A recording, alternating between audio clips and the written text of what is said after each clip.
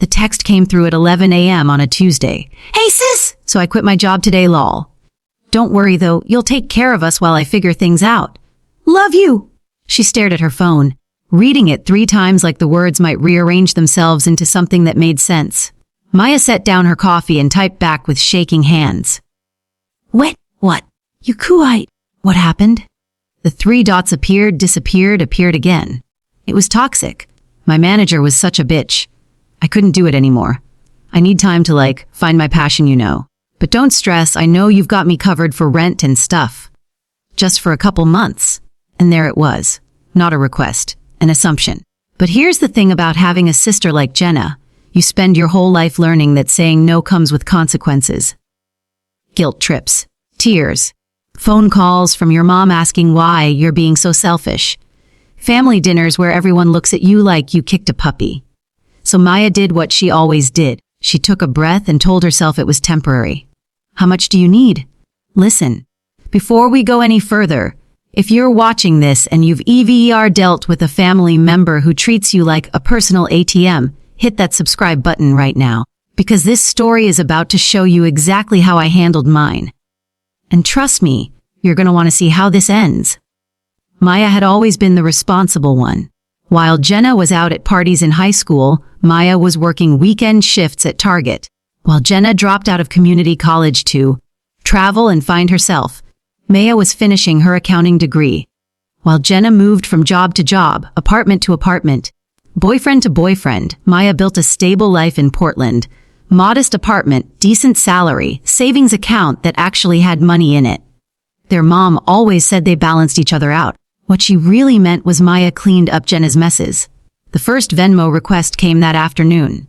$200 for rent. You're literally saving my life earn. Maya sent it. Her stomach twisted as she watched her checking account number drop, but she sent it.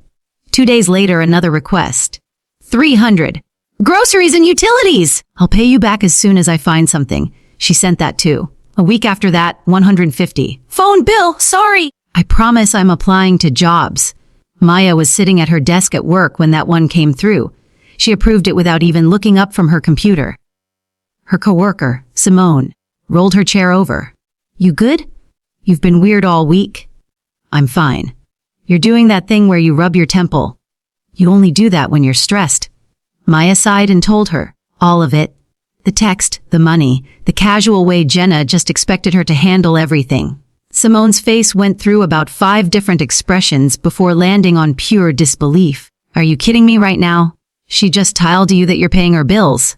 She's my sister? So, I have a brother.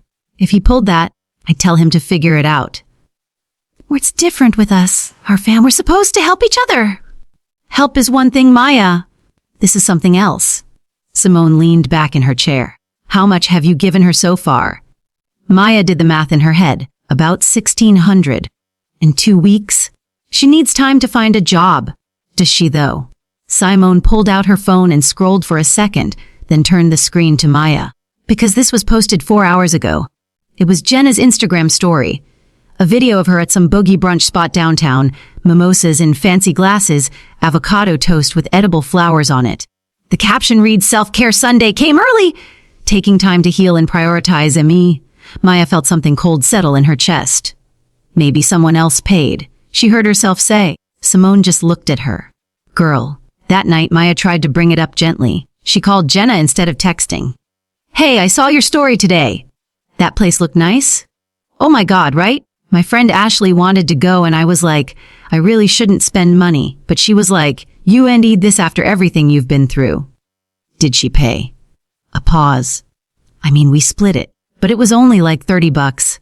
$30, while Maya was eating meal, prepped chicken and rice for the 4th day in a row to save money. So, how's the job search going? Jenna's tone shifted immediately. Why are you asking like that? Like what? I'm just asking. No, you're asking like you don't believe I'm looking. I've been applying to stuff, Maya. It's just really hard right now. The market is terrible. And honestly, I'm still recovering from how toxic my last job was. My therapist says I need to focus on my mental health before jumping into something new. You're seeing a therapist. Yeah, obviously. That's important. It's like $80 a session, but it's worth it. $80. Maya did the math. That was money she'd sent. Jenna, I'm not trying to stress you out. I just want to make sure we're on the same page about timeline. I can help for a little while, but I can't. Can't what? Can't help your own sister? Wow, okay. I thought family meant something to you. And there it was. The twist? Suddenly Maya was the bad guy for asking a simple question. That's not what I'm saying. Then what are you saying? Because it really sounds like you're already trying to bail on me. I've been out of work for 2 weeks, Maya. TWEKS. I'm sorry I'm not on your perfect timeline. Maya felt her throat tighten. I'm not asking you be perfect. I'm just trying to understand. You know what? I can't do this right now. This is exactly the kind of stress my therapist warned me about. I'll talk to you later. She hung up. Maya sat there in her quiet apartment, phone still pressed to her ear, and felt like she'd just been scolded for caring. The next morning there was a text. Sorry for snapping yesterday. I'm just going through a lot. Love you. Also, can you Venmo me $200? Need to get my car insurance paid. Maya stared at it for a long time. Then she opened Venmo and sent the money. Because that's what you did. That's what family did. Right? Over the next 3 weeks, the requests kept coming. Always with little explanations. Always with promises. Always with just enough guilt mixed in that saying no felt impossible. A $100 for a prescription, but $250 because her laptop broke. There's $75 for gas. A $100 for a security deposit on storage because she was downsizing her apartment to save money. Maya's savings account, the one she'd been building for 3 years to maybe buy a small house someday, was shrinking like ice in the sun. But Jenna's Instagram was thriving. New sunglasses. New shoes. A whole photo shoot at some hiking trail with the caption, "Finding myself in nature." Sometimes you have to lose everything to discover what really matters. Lose everything. She hadn't lost anything. Maya was making sure of that. Then came the text that changed everything. Okay, so don't be mad, but I'm looking at cars. My lease is up next month and I found this PRFT Mazda CX-5. Only $380 a month! But they need a cosigner. Can you help me out? I'll make all the payments, obviously. Maya read it twice. Then a third time. A car lease. A $380 monthly payment. For someone who hadn't had a job in over a month. She called immediately. Before you freak out, Jenna started. It's a really good deal. And I need a car, Maya. How am I supposed to get to job interviews without reliable transportation? You have a car. That thing is falling apart. The check engine light's been on for weeks. I can't show up to interviews in that. Jenna, you're asking me to cosign a lease when you don't have income. Do you understand what that means? If you can't pay, I'm responsible. I'll be able to pay. God, why don't you believe in me? I'm literally about to start applying to management positions. I just need you to have a little faith. It's not about faith. It's about being realistic. Realistic. You mean negative. You've always been like this, you know. Always waiting for me to fail. Always assuming the worst. Maya felt heat rising in her chest. I've given you almost $5,000 in 6 weeks, Jenna. I'm not assuming anything. I'm just asking you to think this through. Silence on the other end. Then, you're keeping track. Like actually keeping account of what you've given me. That's so messed up, Maya. That's your sister, not a lone shark. Wow. I can't believe you're actually sitting there adding it all up like I owe you something. You do owe me something? You said you'd pay me back. When I'm back on my feet, which I'm trying to do, but it's pretty hard when my own sister is treating me like a burden. You know what? Forget it. Forget the car. Forget everything. I'll figure it out myself like I always do. She hung up again. Maya stood in her kitchen shaking, and for the first time felt something other than guilt. She felt angry. That night, she couldn't sleep. She opened her phone and started scrolling through her bank statements. Transaction after transaction, Venmo after Venmo, all going to Jenna, $247 in 6 weeks. She screenshotted everything. She didn't know why. She just did. The next day at work, Simone took one look at her and pulled her into the break room. What happened? Maya told her about the car, about the fight, about the $5,000. Simone's eyes got wider with every sentence. Maya, listen to me. You need to stop. I know. No, I don't think you do. Because knowing and doing are two different things. She pulled out her phone. My cousin went through this exact thing with her brother. He bled her dry for 2 years. You know what finally stopped it? What? She got a therapist, realized she was being manipulated, and cut him off completely. Cold turkey. And you know what happened? He figured it out, got a job within 2 weeks because he had to. Jen is not like that. Isn't she, though? Maya didn't have an answer. That Sunday, there was a family dinner at their mom's house. Maya almost didn't go. But not showing up would create more drama than just sitting through it. Jenna was already there when she arrived, laughing with their aunt in the kitchen. She looked good, relaxed, like someone who didn't have a care in the world. When she saw Maya, she smiled. "Hey, come here." She pulled her into a hug that felt performative. "I'm sorry about the other day. I was stressed. You know how I get." "Yeah," Maya said quietly. "I know." At dinner, their mom brought it up in front of everyone. Jenna told me you've been such a huge help to her. I'm so proud of you for stepping up." Maya forced a smile. "Of course." Jenna reached over and squeezed her hand. "I don't know what I'd do without you. Seriously, you're like my rock." Their aunt chimed in. "That's what family's for. You girls are lucky to have each other." Maya felt Jenna's hand, warm and grateful on hers, and the anger from before came rushing back. But she didn't say anything. Not yet. After dinner, their mom pulled her aside while Jenna was outside smoking. "I just want you to know how much this means to me, seeing you girls support each other like this. Your sister's been through a lot, and I know it's not easy for you either, but this is what we do. We take care of our own." Maya nodded, throat tight. "How long do you think you can help her out?" The question caught her off guard. "I don't know. I guess until she finds something." Her mom smiled and patted her arm. "You're a good sister. Better than she deserves sometimes, honestly. But don't let her take advantage, okay? I know how Jenna can be." It was the first time their mom had ever said anything like that. Maya didn't know what to do with it. On the drive home, her phone buzzed. "Mom's worried about you. She thinks I'm stressing you out. I told her you offer out help and that you were happy to do it." "Because you are, right?"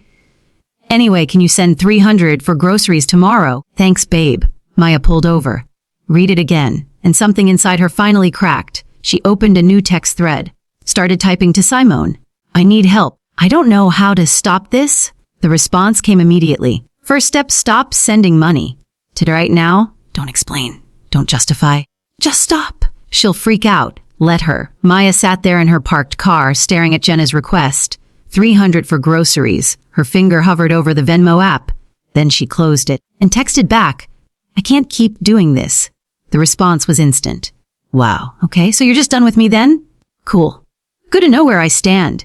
I'm not done with you. I just can't afford to support both of us anymore. You're so dramatic, it's $300. You act like I'm asking for thousands.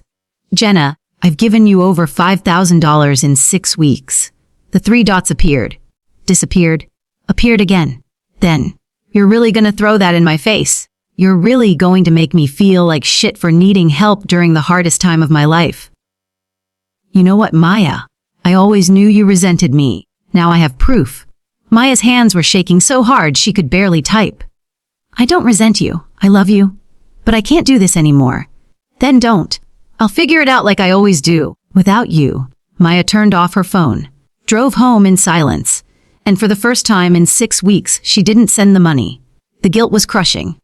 But underneath it, buried deep, was something else. Relief. The next 3 days were silent. No texts from Jenna, no calls, nothing. Maya kept waiting for the other shoe to drop, for their mom to call, for the guilt trip to come from a different direction. It came on Thursday. Her mom's name lit up her screen at lunch. Maya almost didn't answer. "Hey, sweetie. So I talked to Jenna this morning." Here it comes, Maya thought. She's really upset. She says you cut her off completely without warning, that you're making her feel terrible about asking for help. "Mom, I've given her over $5,000 in 6 weeks. I can't keep doing it."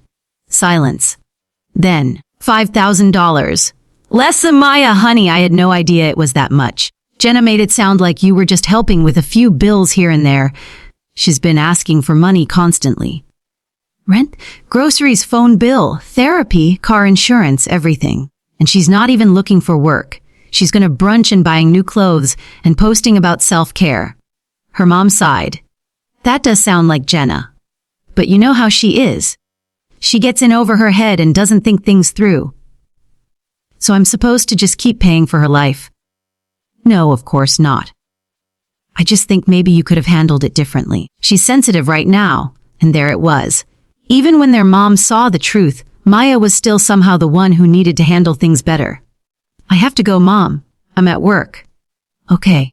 But Maya, maybe talk to your sister. Work this out. Family is family. She hung up feeling more alone than before. That night, Maya did something she'd never done. She made a spreadsheet. Every single transaction. Every Venmo request. Every excuse Jenna had given. The dates. The amounts. Screenshots of the Instagram posts showing what Jenna was really doing with the money. She didn't know what she was going to do with it. But having it all laid out in front of her, black and white, undeniable, it made something clear. This wasn't help. This was exploitation. Friday morning, Jenna finally texted. So I guess you're really not going to help me anymore. Cool. Just so you know, I might lose my apartment. Hope you can live with that. Maya stared at the message. Felt the familiar pull of guilt. The desperate need to fix it, to make it okay, to be the good sister. Then she thought about her savings account. About the house she'd been dreaming of. About the life she'd put on hold. And she typed back, have you applied to any jobs this week? Are you serious right now? I might be homeless and you're asking about job applications. Wes, you're unbelievable. Actually unbelievable. I'm your sister, and I've been supporting you for 6 weeks while you post about brunch and self-care. I'm done, Jenna?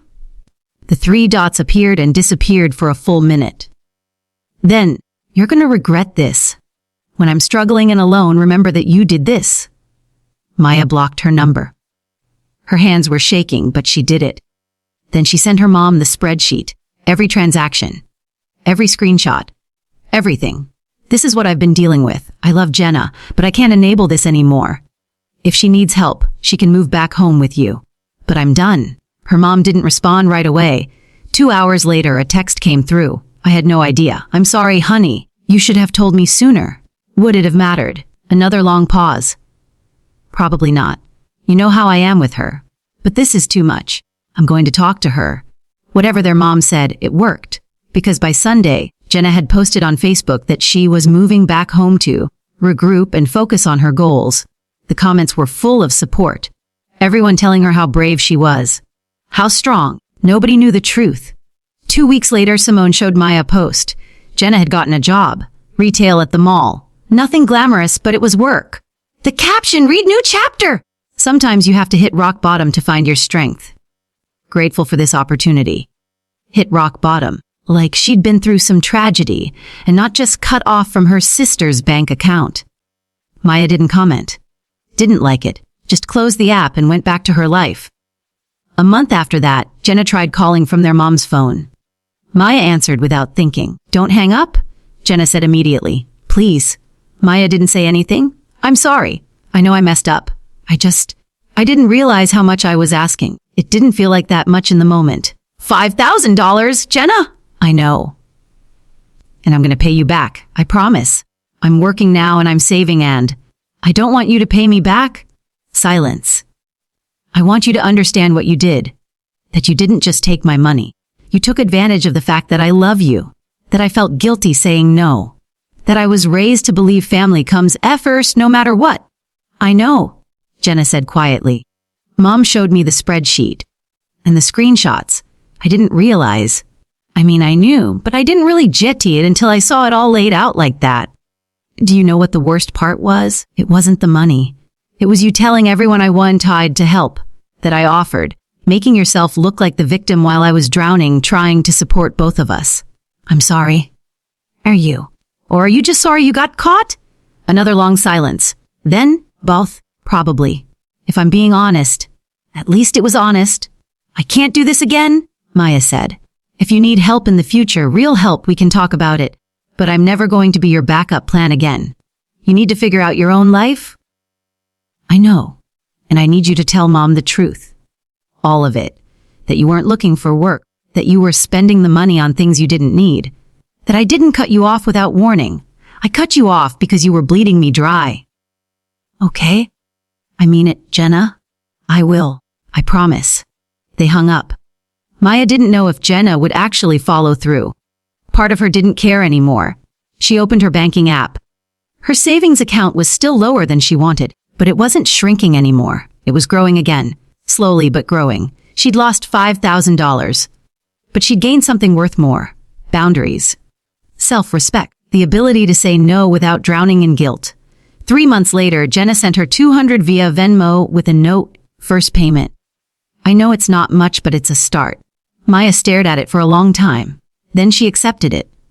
Not because she needed the money, but because it meant Jenna was finally taking responsibility. And that, more than anything, felt like the real revenge. Not dramatic, not explosive, just quiet consequences. Real ones, the kind that stick. If you made it this far, hit that subscribe button. Drop a like. Share this with anyone who's ever dealt with a family member who thought their problems were your responsibility. And comment below, have you ever had to cut off someone you love because they were taking advantage? I want to hear your stories. Thanks for watching.